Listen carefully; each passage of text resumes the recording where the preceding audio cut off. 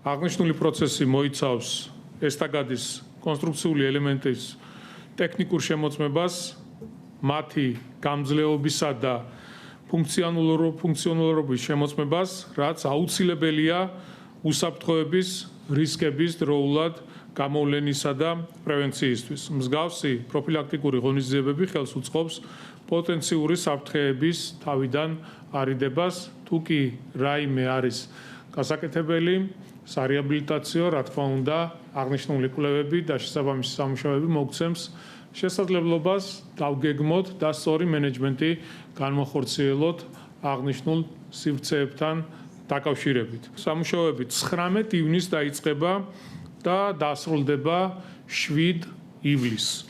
დაგეგმილი სამუშაოების გამო აღნიშნულ პერიოდში ღამის საათებში, ღამის 2 საათიდან დილის 6 საათამდე გმირთა მოედნის ესტაკადაზე საავტომობილო მოძრაობა დღე გამოშვებით სრულად შეიზღუდება.